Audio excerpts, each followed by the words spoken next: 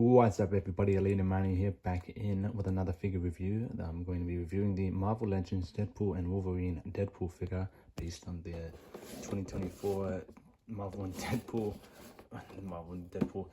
and Wolverine Deadpool figure with the brighter suit. And ignoring that goof, let's just get straight into it. Alright, so for the figure's accessories, he comes with repeat accessories, except for the one interchangeable. He only has two pairs or two sets of interchangeable hands, two katanas, two swords, two guns or pistols, one small sword or baby knife rather, and as you can see they're completely the same, no repaints or anything. I do plan on painting the tip on the gold on the tips or on the handles as well. The same for the pistols, the Desert Eagles that he stole from Niceport. I plan on doing that as well, just painting it gold. And he's got gold on the trigger hands and as well as the packaged sword holding hands, which is pretty much kind of plain Jane. I would say it's not enough, but then again, they make Hasbro made up for it in the aesthetic of this figure, which we will be getting into right now. So first off, you'll be noticing is the paint of the figure, or rather the brightness of the red on the figure. A lot of people complain about it, a lot of people don't mind it, myself included. I really don't mind how it looks, because it looks more comic book accurate and screen accurate, because I looked at some reference images and it looks pretty damn good. The sculpt is really good.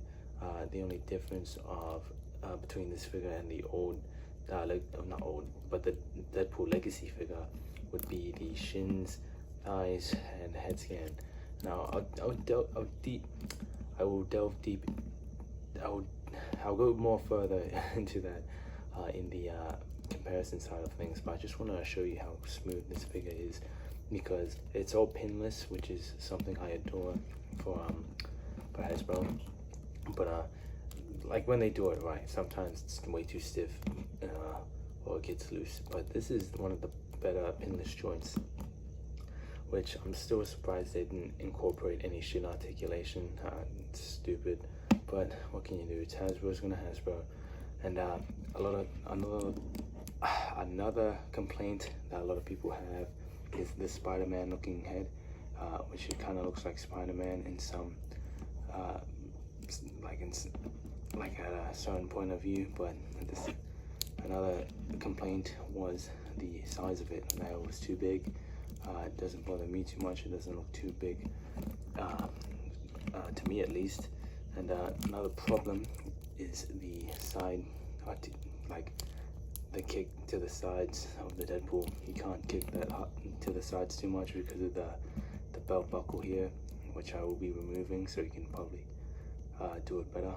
And the paint on the belt is really good and clean, and you know, it's just a clean looking figure. I was thinking of painting it a little darker, but I already have a darker version, which I will be comparing the two. But yeah, it's really good, and I really like playing with this figure. It's been so smooth, and you know, no complaints whatsoever. It feels really good in the hand. Everything is painted nicely and, you know, very delicately by all. And you know, I'll be putting the weapons back on him and be going over the articulation. Actually, no, keep the weapons off, and then I'll put the weapons back on after the comparison, or after articulation side of things. So I'll be getting onto the articulation right now, which is pretty much the same as the old Deadpool figure. He's got an ankle rocker that goes that far, goes side to side, goes that far up with the hinge, that far forward rather, and that far back with the hinge. Double jointed knees, thigh swivel or hip swivel. He can kick that far forward, and the leg can go that far up. The leg can go that far back. Can do this. Can kind of do the splits again, the belt kind of hinders it. And another thing I will mention is that the harness actually stays on compared to the other one. Again, I'll be getting more into that with the other figure when I compare it. And he's got a waist swivel, but it's pretty thick, pretty stiff at the moment. He's got an ab crunch that goes that far forward and that far back. He's got beautiful butterfly joints that goes that far back and that far forward. He's got a waist arm swivel, goes all the way around. Arm swivel, arm can go that far up. Bicep swivel, double jointed elbows, wrist swivel, and a hinge. And he's got a very good range of motion in the neck. He can look that far up, that far down, and can tilt. It's very good. Can tilt to the sides really good without the head popping off, because the neck piece here is like the Jada Toys Street Fighter figures, where it's a complete different piece, because again, it was very hard to pose the head on the other figure, and I hated it so much. By this one, they really redeemed themselves, and you know, you can look all the way around. I already went through it, so you can look all the way around, do side to side, tilt, and look really good up and down. And that's pretty much it for the articulation. I'll be putting on the weapons on him. I'll put the weapons back on him, and I'll be comparing him to some other figures. Alright, so here he is with the previous Deadpool figure, and I gotta say, I really like both, but at the same time, I really like the the Deadpool 3 figure a lot better, just because of the posing and aesthetic wise, because this Deadpool figure, as good as it is, it had a lot of problems and I'll go over it now, because I didn't go over it last time doing my review of this figure, because I thought it was really good, which I still like it. It's you know, it's a really good Deadpool 1 figure, you know, from the first movie. The first problem I have is the painted joints, which do get loose over time, posing wise.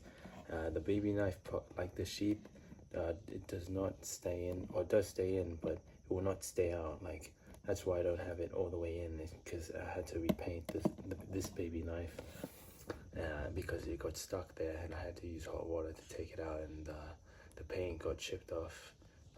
Same thing with the oh, it's not really the same thing with the katanas. One thing I wanted to show off is the position of the weapon holders. Here it's inverted, where here it's the normal standard you know, katana holders, and the belts are pretty much identical, except they're the same exact belt mold, but or belt sculpt, but this obviously painted differently. As for the legs and the feet, and I gotta say, I like the feet here better, or the shins better here, because of course this suit was made from the TVA. Comparing the head scan of the twos, this one is a lot more movie accurate with the bigger eyes, and it looks a lot more Deadpool. Again, this one kind of looks like Spider-Man in some areas, I guess, and the head is a lot more softer, because again, the neck piece is a lot more softer here, as well as the head. Like, look how gummy that chin is compared to the one here. It's a lot more harder, if you will. And you know, that's another thing. This head scan, or rather this neck piece, is not, like, I don't know how to show it, but it's like holding for its life, because it can be really, it could easily snap off if I'm not careful enough. And the harness itself, or like this strap thing, is a lot more, it stays a lot more in place on this figure than it does on this figure, because I'm just like flicking it and it automatically flies away. Not flies away, but it doesn't stay in place. But for this one, you know, I had to actually put some force in it, because there's a plug here, but for this one there isn't a plug. So yeah, that's pretty much the, and I almost forgot, the gun holders kind of pretty loose on this one. As you can see, I turned them around, or turned them upside down, and one of them fell. But for this one, it's pretty stable. So I gotta say I like this one a lot better, but you know, of course, that's just my personal experience. I do like both, but you can make up your own opinions on which one you like better. This is just my opinion. So yeah, that's Deadpool and Wolverine Deadpool with the Deadpool Legacy Deadpool. Here he is with the Deadpool Legacy Logan figure. Here he is with the Deadpool and Wolverine figure. Here he is with Captain America. Here he is with Steve Rogers. Here he is with Thor. Here he is with Hulk. Here he is with Tom Holland's Peter Parker or Spider-Man. Here he is with Professor X. Here he is with the X-Men 97 Cyclops. Here he is with Storm from the X-Men 97 series. Here he is with Jean Grey, the X-Men 97 version. Here he is with the Rogue from the 97 X-Men. Here he is with the Nightcrawler X-Men 97. Here he is with the Colossus. Here he is with Cable. Here he is with the X-Men 97 Wolverine. Here he is with the Astonishing Wolverine. Here he is with the Wolverine. Here he is with Magneto. Here he is with the Juggernaut. And here he is with Doctor Strange. It's all around a very good figure. It's a very nice figure that I love to pose around. Probably I take it back. I like this figure, this Deadpool figure a lot better than the Deadpool Legacy figure by a mile. Again, that is my own personal opinion. You know, not a lot of gripes with me. I guess the only gripe I do have is the right thigh being a little too gummy. Oh, not gummy.